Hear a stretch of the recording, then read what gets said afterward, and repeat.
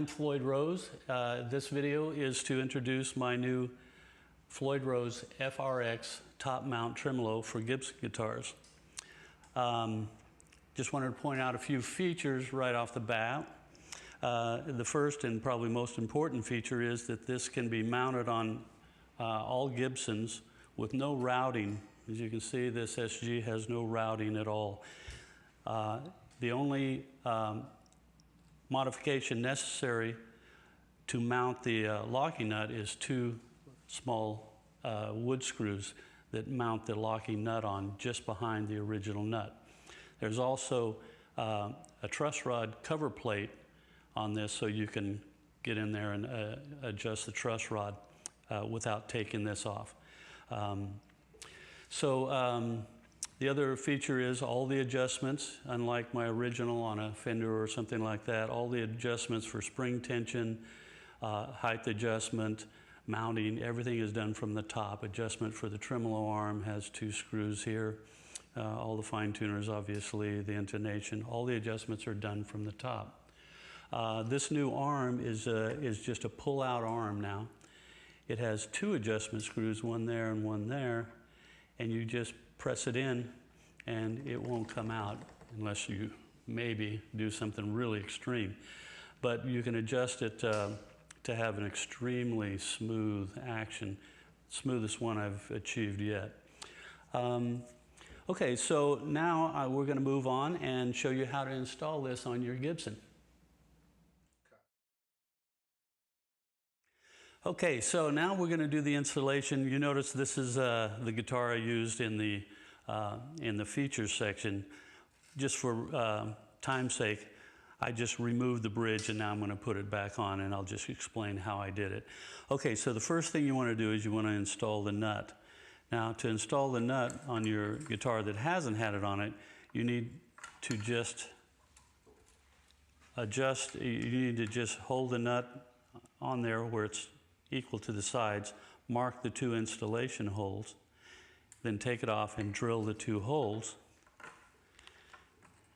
Any repairman can do this simple operation if you don't feel confident in drilling holes. The one danger is drilling through all the way through the headstock. You don't want to do that. And these screws should be provided. If not, call Floyd Rose Marketing and make sure they send them out. Okay, so it's that easy to put the nut on. There's nothing more to it. While you're doing this setup, I recommend you take the locking clamps off. Okay, on the bridge end, you just have these two posts. They come in inch and metric. So here's the metric version for like Epiphones. You set these up. I set them, just guess, to about 5/8, 3/4 of an inch. Just set them there for a starting point. Then all you have to do is, of course your strings won't be in the way like mine are here, but you just set it over the post like this, and then you take the small wrench and you do the overall intonation adjustment or gross intonation adjustment on these screws back here. What I recommend is that you screw them all the way in until you can't go any further on both sides. Okay, so you set the bridge on, and then you adjust these, the two gross intonation set screws back here. You first bring them in tight, and then you back off of them just a little bit to make sure the bridge pivots like this. Because you want to make sure these two are in contact with the face of the guitar. Okay, so we've preset this bridge up so that it's tilting forward more than it normally would be. And then what you do is you mount your two E strings, your low and your high E strings. And we won't bore you with doing that. I'll do it and we'll come back. Okay, so we left off with me telling you to put the high and low E strings on first, do the adjustment of the bridge, the height adjustment here, set your action with those, and then string it up. So I've done that so as not to bore you with all that detail. Now we're somewhat in tune, and I have set the intonation on all these, so my intonation is right. I have not clamped in the strings yet. The other thing I've done is I've reset the tremolo stop screw. So the tremolo now is rested on the tremolo stop. If you see, it pushes it right against it. You can't pull up on it. Well, it should be a little tighter actually. So the first thing, you want to make sure that when you adjust the tremolo stop, you want this surface of the base plate and this surface of the mounting base to be somewhat parallel. So you just adjust this stop screw. It's a thumb screw, so you can just turn it like that. And then you get it to about the right height. Put a little more spring and tension on it. That way it definitely hits firmly against that, so you can't pull up on it. So now you've got the strings installed, you've got the action you want, you've got your intonation done, and you've got these somewhat parallel. Okay? Now, as you can see, it's hovering, the whole thing is floating above the guitar in the little guide indentations on the mounting screws, and then the rest is resting on the height adjustment screws. So now we're ready to lock the strings in, tune it accurately, lock the strings in, and retune it. So right now we'll just put back the locking screws. Don't lock them tight yet, just put them in position and back off. Okay, they're there. So we put those back on. So, and then back off a little so that they're just there, but you can still tune with the tuning keys. Okay, so I'm going to tune this a little more accurately using my trusty Peterson strobe tuner. It's important, I want to point out, that when you do this next setup and this next part, not at this moment, but if we do the floating, when we do the floating setup, it's very sensitive. Floyd Rose bridges, when they're floating, are very sensitive. You can literally change the tuning by tilting the guitar back and forth. So you want to tune them sitting in a playing position that you use. So let me get these a little closer before we clamp them in. Now, previously you should have put your fine tuner screws about the middle of their range, so when you clamp them it'll go out of tune one way or another, so you have enough range to get them tweaked again. So I get this as close as I can with the keys.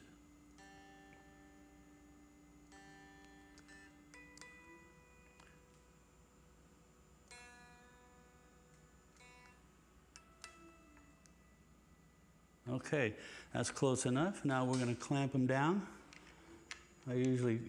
My method is to just take a little bit on each one just to get them seated, like this. I always drop things once or twice just for luck. And then I come in and I wrench them pretty solid. Don't over tighten them because you'll strip the screws and then you'll have to order more. Okay, so this is now tuned, it's blocked. Now I'm going to fine tune them again with the Peterson. You always want to use a tuner like electronic tuner or one on your computer, DAW, or some kind of a electronic tuning system. You will notice on the nut, on this new nut, on the original Floyds, there's a rail back here, a guide rail, and there's a guide rail in front. But because I wanted this as close as possible to the witness point, I removed that rail, and that's why these clamping clamps here have an odd shape with a kicked out arm, so that when you tighten it, it hits that because there's not one in front to assist. I always tune this one a little flat because I hit heavy on the E. Now you're tuned and you can actually play it in this position. This is what I call the blocked setup, a la Eddie Van Halen. The bridge is blocked with this screw, and you tighten the spring so that the bridge hits firmly against there. And that stays perfectly in tune that way. Now we're gonna do an additional. We're going to do two other setups: the full floating and then the assisted floating. There's a new feature on this bridge that allows you to do that. One of the things I forgot to say in the setup is you want to remove the trim stable post. We call it. There's a ball type looking screw right here, and it has a spherical head on it, and it's inserted right there. And inside of here, there is a little leaf spring that this engages with, and I'll explain how to set that up shortly. Right now, we're just going to do the full. Now it's blocked. It stays in tune excellent this way, as always. Now we're going to float it. So now we know, it's just to show you, just in case there's any residual stretching needed. Sometimes there's a little needed. Check the tuning one last time. Whoops, fine tuners, what am I doing? Forgot where I was at.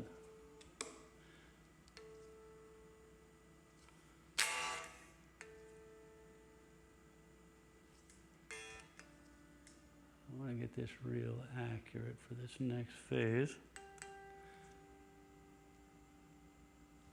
because I'm going to demonstrate how sensitive tuning is with floating Floyd Roses, and that's what makes them work so well. Okay, so it's perfectly tuned. Now, what I'm going to do is I'm going to put it in full floating mode. All you have to do is just kind of push down on the bar a little bit so you can run this screw all the way down so it's tight. You want to make sure that screw is run down there tightly, otherwise you can hear a little rattle sometimes. Now you'll see what happened. It's completely out of tune. But all you have to do is using the wrench and to adjust the tuning of one string to get it all back is just I usually use the A string. That's actually on a B. And now I want to release the tension on this because it always goes sharp until I get back to my A. There's A sharp. And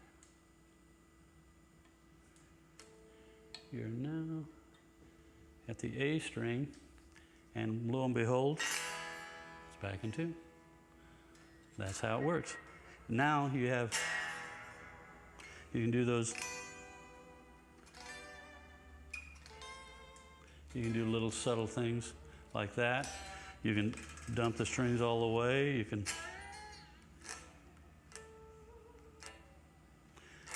do all the normal Floyd Rose tricks, flutters.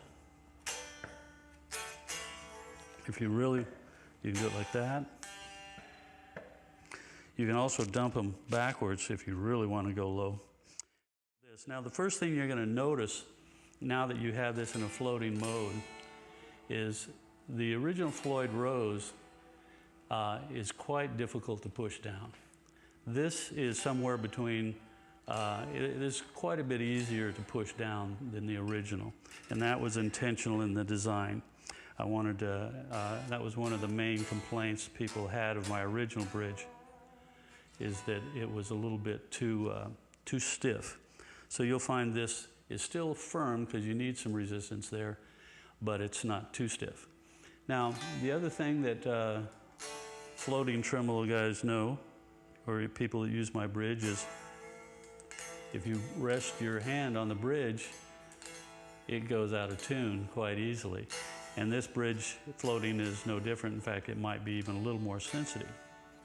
So because of that, I've added what I call a trim stable post and leaf spring.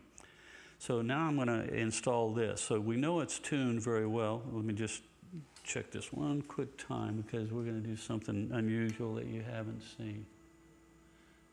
First I want to, if we get a shot of the Peterson tuner, strobe tuner, you'll see that it's very sensitive, the tuning. If I hit a note like this and I go, you'll see that's how sensitive this is. It drifts quite readily by just tilting the guitar. That's how sensitive it is, and to give you an idea of how accurate the bridge is. So this is too sensitive in a lot of cases and a lot of players. Double stops, like if I hit a B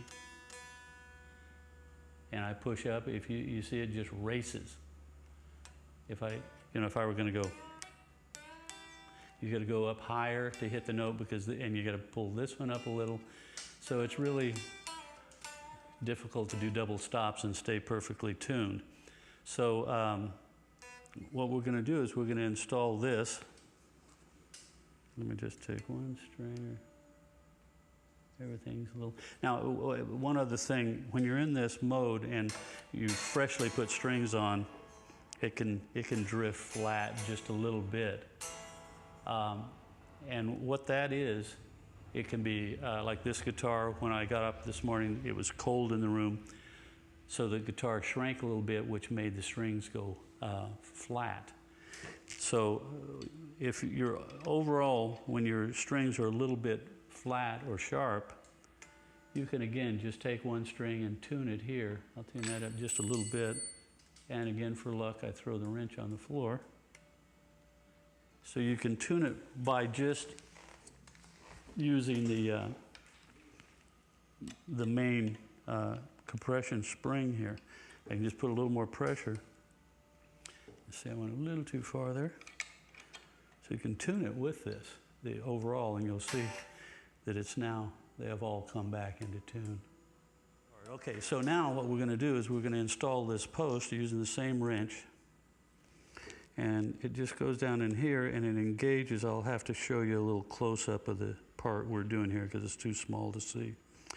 Now what you're going to see if you watch the tuner is when I start to engage it, it's going to first go sharp. And then as it goes into its little groove, you can watch it go in once you know what you're looking for. So now I know I'm close to the groove. I tune it. Now it's quite a bit flat, so it's going flatter, so I went too far, so I'm coming back out. You see I'm actually tuning the overall bridge with this. Now you see it's sitting steady again. So that tells me that I've now got it in a little V groove. The head of it, a ball, is in a V groove like this. So it first comes in and it pushes it one out of tune, then it is in tune, then if you keep going, it pushes out of tune. So you want to come back right in tune. So just pick a string and adjust the tuning with this, and that'll tell you when you've got it right in the middle. Now you're going to feel a little spring action take place here. As you can see, you can tune the guitar again. Since we knew it was floating, it was perfectly tuned. When you engage this, it first hits the thing, brings it out of tune, then the ball goes into the center, and then you can fine tune it, and when it's perfectly tuned again, you know it's lined up exactly. That takes a little practice, a few times to do that, to set it up, but once you have, then you'll feel there's a little, it's a little harder to push down, a little harder to pull up, and it pushes it into a center spot. But I can still go up, go all the way down, but it's much more stable. So for instance, now it's not completely stable for double stops, like if I hit the B here. Now if I pull up, it drifts, but not too bad. So it really assists the double stops. It doesn't go out of tune nearly as much when the string flat that is not being bent. and you can still do the subtle.